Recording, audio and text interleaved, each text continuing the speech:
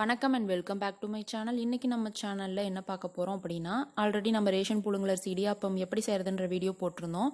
அதில் நம்ம சப்ஸ்கிரைபர்ஸில் ஒருத்தங்க கேட்டிருந்தாங்க, முறுக்கு பிழியராச்சு அல்லது இடியாப்பம் பிழியராச்சு ரெண்டுமே இல்லைன்னா பால் கவரில் இடியாப்பம் செய்யலாமா அப்படின்னு சொல்லி கேட்டிருந்தாங்க. ஸோ அதுக்காக தான் இந்த வீடியோ. பால் கவரில் செய்யலாமா அல்லது வேறு ஏதாவது மெத்தட் இருக்கா, எது ஒர்க் அவுட் ஆச்சு அப்படின்றத இந்த வீடியோவில் பார்க்க போகிறோம். அரை கப் அளவுக்கு ரேஷன் புழுங்கலரிசி இடியாப்பம் மாவு எடுத்திருக்கேன்.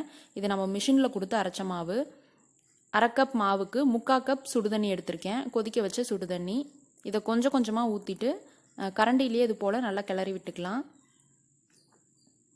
ஆல்ரெடி இந்த இடியாப்பம் மாவில் உப்பு ஆட் பண்ணியிருக்கேன், நீங்கள் பார்த்துருப்பீங்க லாஸ்ட் வீடியோலேயே.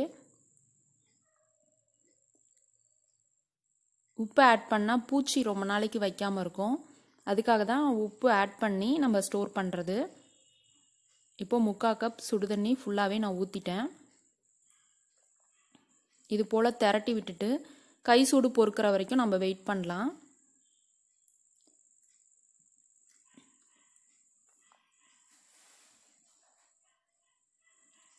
இப்போது கை சூடு பொறுக்கிற அளவுக்கு மாவு வந்தாச்சு. இப்போ நம்ம கையிலையே பிசைஞ்சிக்கலாம்.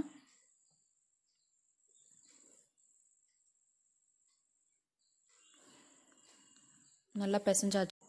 பால் கவரில் ஒரு முனையில் மட்டும் சிசர் வச்சுட்டு சின்னதாக ஒரு ஹோல் போட்டுக்கிட்டேன். மேலே தான் நான் பாலை பிரித்து ஊற்றினேன் அப்படிங்கிறதுனால மேலே ஃபுல்லாகவே நான் கட் பண்ணி எடுத்துட்டேன். அதில் தான் மாவையும் நிரப்பிக்க போகிறேன். ஆவின் பால் கவராக இருந்தால் பெட்டராக இருக்குமோன்னு தோணுச்சு, ஏன்னா அது கொஞ்சம் திக்காக இருக்கும். எங்கள் வீட்டு சைடு அமிர்தா பால் தான் கிடச்சது, அதனால் அந்த கவர் எடுத்திருக்கேன். இது தின்னாக இருக்கிற மாதிரி ஃபீல் பண்ணேன். இதில் மாவை நிரப்பிட்டு புளிஞ்சு காமிக்கிறேன் பாருங்கள். ஒரு சுத்து கூட புளிய வரல, ஆனால் கவர் தான் கிளியிற மாதிரி ஆச்சு. அதனால் இந்த மெத்தட் நீங்கள் ட்ரை பண்ண போகிறீங்க அப்படின்னா இதை அவாய்ட் பண்ணுறது தான் நல்லது. அடுத்தது அரிக்கரண்டியில் நம்ம செய்ய போகிறோம். கண்டிப்பாக எல்லார் வீட்லேயும் அரிக்கரண்டி வச்சுருப்போம். இதில் மாவு எடுத்து இது போல் அழுத்தி தேய்ச்சி விட்டாலே போதும், அழகாக நூடுல்ஸ் மாதிரி வருது பாருங்கள். இடியாப்பம் அளவுக்கு ரொம்ப சன்னமாக இல்லைனாலும் இது ரொம்ப பெட்டர்னு எனக்கு தோணுச்சு. இந்த தட்டில் லைட்டாக எண்ணெய் தடவிருக்கேன். நீங்களும் செய்கிறதுக்கு முன்னாடி எண்ணெய் தடவிட்டு அப்புறமா செய்யுங்க. பச்சரிசி மாவு இருந்தாலும் இதே போலயே செஞ்சுக்கலாம், இதே மெத்தடு தான். நான் ரேஷன் புழுங்கலரிசி இடியாப்பம் மாவில் செய்கிறேன்.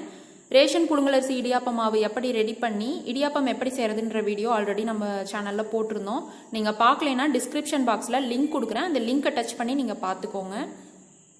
பாருங்கள், எனக்கு இந்த ஒரு இடியாப்பம் செய்கிறதுக்கு டோட்டலாகவே 3 நிமிஷம் தான் ஆச்சு. ரொம்ப சீக்கிரமாகவே செஞ்சுட்டேன். இதை நம்ம ஒரு ஷேப்புக்கு கொண்டு வந்துட்டு லைட்டாக ப்ரெஸ் பண்ணி விட்டுறலாம். இட்லி பாத்திரத்தில் தண்ணி நல்லா கொதிச்சிட்ருக்கு. இட்லி தட்டை கவுத்து வச்சுட்டு இதை அது மேலே வைக்க போகிறோம். மூடி போட்டுட்டு ஒரு 10 நிமிஷம் வேக வச்சு எடுத்துக்கலாம். பாருங்கள், நம்மளோட இடியாப்பம் ரெடி ஆயாச்சு. இடியாப்பாச்சு இல்லைன்னா அல்லது முறுக்கு பிழியராச்சு எதுவுமே இல்லைன்னா நீங்கள் தாராளமாக இந்த அரிக்கரண்டி வச்சு ட்ரை பண்ணி பாருங்கள். இந்த மெத்தட் உங்களுக்கு யூஸ்ஃபுல்லாக இருக்கும்னு நினைக்கிறேன். யூஸ்ஃபுல்லாக இருந்ததுன்னா எனக்கு ஒரு லைக் கொடுங்க. கண்டிப்பாக நீங்களும் வீட்டில் ட்ரை பண்ணி பார்த்துட்டு எப்படி இருந்ததுன்னு உங்களோட கமெண்ட்ஸ் எனக்கு கமெண்ட் பாக்ஸில் கமெண்ட் பண்ணுங்கள். மேலும் இது போன்ற வீடியோஸ்க்கு நம்ம சேனலில் சப்ஸ்கிரைப் பண்ணி வச்சுக்கோங்க. சப்ஸ்கிரைப் பண்ணிவிட்டு கூட இருக்க பெல் ஐக்கானையும் கிளிக் பண்ணிக்கோங்க. அதில் ஆல்ன்ற ஆப்ஷனையும் செலக்ட் பண்ணி வச்சுக்கோங்க. உங்களோட மற்ற ஃப்ரெண்ட்ஸ்க்கும் இதை ஷேர் பண்ணுங்கள். தேங்க்ஸ் ஃபார் வாட்சிங்.